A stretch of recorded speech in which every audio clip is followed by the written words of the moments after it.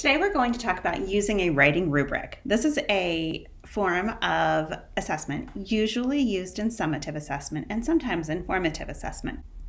It's an opportunity to assess how a student is reaching their writing goals. The writing rubric's purpose is to be a set of criteria for student work that includes descriptions of levels of performance as related to each criteria. And while that sounds pretty simple, it also has a lot of big words in it.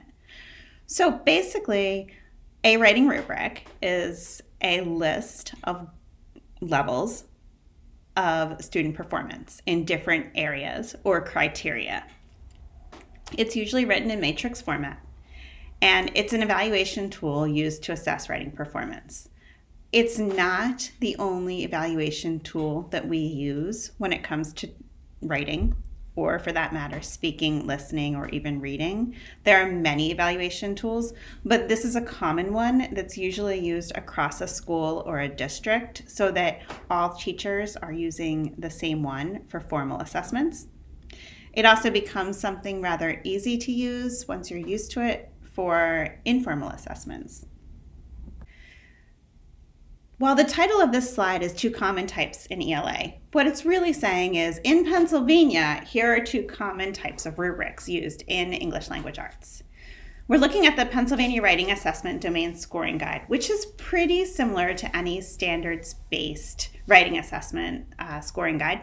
In New Jersey, they may have a different one, in Delaware, in Oregon, in Montana. So this one was created by people within the Pennsylvania Department of Education. It goes along with the Pennsylvania standards, Common Core standards that you learned about last week. So we are going to mostly use this one. However, I do want to point out 6 traits, or 6+1, because a lot of school districts or classroom teachers have chosen to use 6 traits, and I want you to be familiar with both of them. Either way, you're assessing 1 through 4. For their levels. And either way, you're assessing the student writing. There are just a few more categories on the 6 traits, or the 6+1, than there are on the Pennsylvania Writing Assessment Domain Scoring Guide. So just as a comparison, where Pennsylvania has focus as one category and content as another category, 6 traits has ideas, basically as the only one for that. Ideas would encompass both focus and content. Both have organization as its own category. And then we get to style in the Pennsylvania rubric, whereas the 6 traits rubric splits that up. It splits it up into word choice and sentence fluency and voice. Now, we're going to learn that word choice in Pennsylvania is kind of mixed into style and content. So there's a little bit of different, this is where the big differences are between the 2 rubrics. The 6 traits really look separately at word choice and at sentence fluency and at voice. And the Pennsylvania combines them a bit more. Both of these scoring guides include conventions. And then 6 traits, or 6+1, includes presentation as well, which generally speaking will fit into conventions. Although if you're also looking at an oral presentation, you might make a separate scoring guide that isn't made by Pennsylvania. In this class, we will be using the Pennsylvania Writing Assessment Domain Scoring Guide. So it's important for you to be aware of the other, but we're going to focus on the PA Writing Assessment Domain Scoring Guide. There are links in D2L to this scoring guide, and you will need this. Usually this is one of those items that I tell my students, if you have a printer, print it out. You may even want to laminate it or make a couple copies. You're going to be using it often. So I would probably print out a few copies or bookmark it so that I'll have it on my computer, screenshot it so that you can make notes on it, because you'll be using this to assess student writing. And there it is.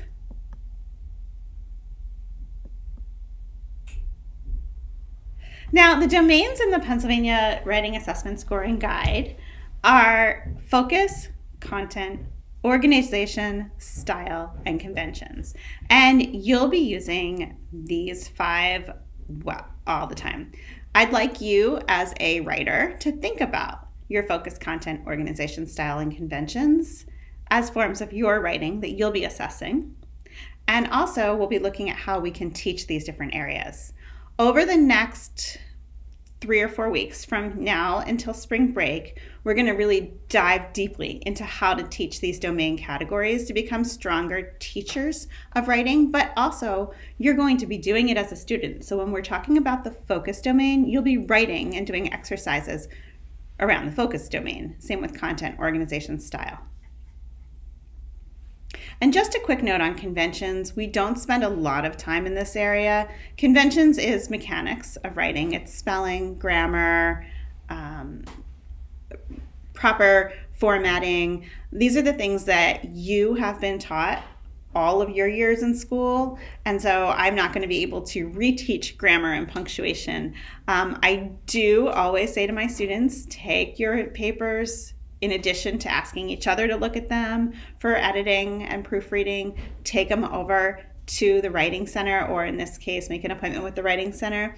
They will definitely help you with those areas. If you're unclear, if you don't remember, or you've just never really practiced your conventions and mechanics before, this is a chance for you to practice this on your own. But I'm not going to be able to teach all of the writing conventions in this class. Now, you'll notice that those same words are on the left-hand column of the standards. These are the Pennsylvania writing standards that we're looking at right now, and I've circled where you can find them. So this is how the rubric aligns so well with our standards. If you're having your students write a narrative, there are specific categories for narrative convention, narrative focus, narrative content, organization, and style. So they do align perfectly, and this will really help to guide you in your assessments, so that when you're looking at student writing and you're looking at style, and we'll just say it's a second grader, you can look through the matrix and say, I have a second grader, let's see what's expected of him or her to have in their writing in style by the end of the school year, and then you can see what a second grader is expected to do here. And here it says choose words and phrases for effect. So they should have effective words and phrases in their writing by the end of the school year. Now, when it comes to scoring, we're looking at 4 categories. 4 is advanced, 3 proficient, 2 basic, and 1 below basic. What does this mean? By the end of the school year, so by May, June, you want all of your students to be proficient.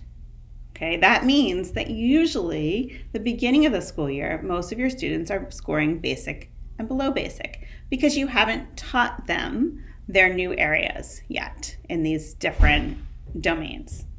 So when you're looking at your student writing and you're thinking it's October, you're not expecting to see a lot of advanced students. In fact, by the end of the school year, by May, June, you still may not be seeing a lot of advanced writers. Advanced writers are ones who are on to the next level already.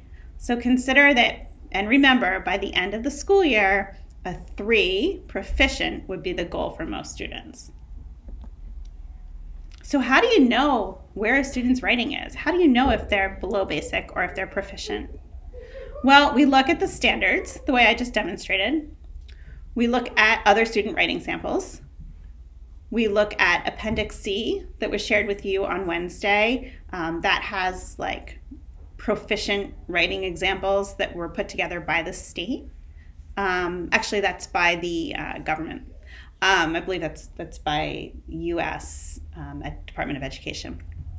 Practice and experience give us a lot of idea of how a student is doing with their writing. And we ask our mentors, the teachers who have been there and have that practice and experience, and our teaching teams. Very often, teaching teams will get together on a weekly basis and share their student writing samples to get an idea of where their students are and how they're seeing their student writing. So you may bring in Jacob's writing, and your team teachers may bring Sophia's writing and Alex's writing, and you'll all say, I think that this is a 3 and why. And then you'll compare notes and you'll determine what makes a 3 or what makes a 2. Here's a great example, and I'm linking to this in D2L. Mrs. Willis Kindergarten. She is a kindergarten teacher, and she has a web page that shares writing samples, and she expresses why each student is the level she determined them to be. So whether it was basic, below basic, advanced, proficient, like this one, you'll have her explanation so that you can see what other student writing looks like. And you can also see growth. In this example, you can see from October 14 to December 14, what a difference in that the student is now writing sentences. We can also create our own rubrics. We don't always use that big Pennsylvania writing assessment domain scoring guide. Sometimes it's easier to, and often it's easier to just focus on the main purposes of what you're teaching that day. So we could write a rubric based on today's purpose, today's teaching purpose. We can write a rubric based on several skills that we've taught over the past period of time. We can write an individual rubric for a student who has needs in a certain area. For example, you may have an advanced student, so you need to push them up a level and give them a challenge in writing, and so they'll have their own rubric.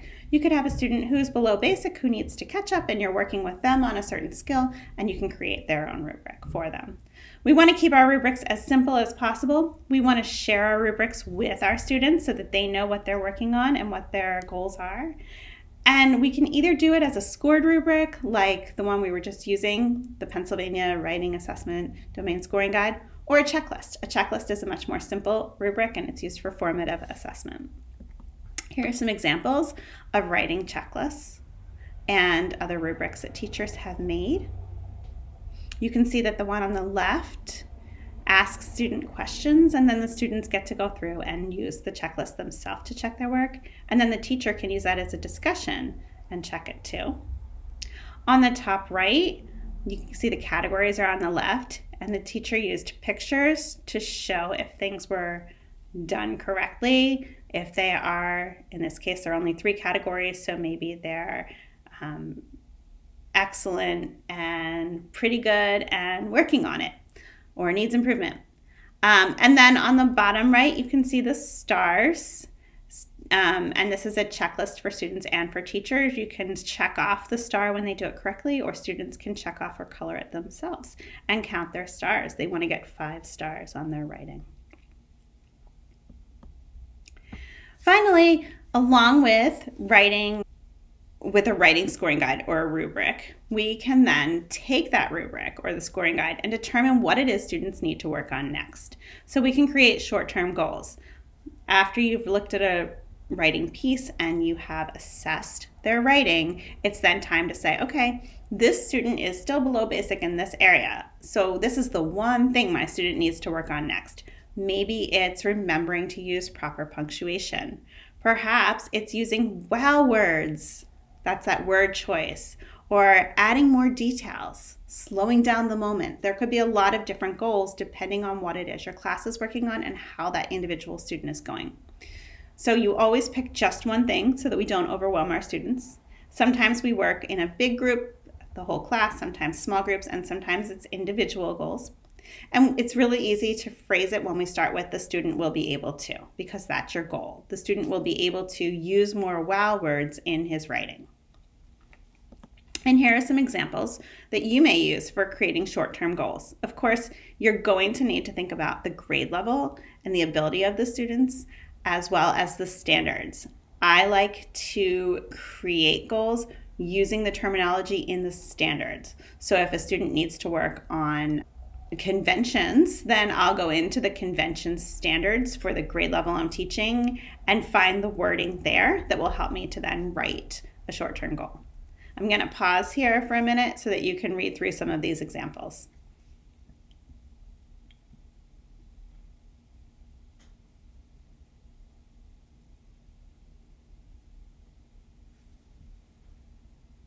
Okay, so now it's your turn.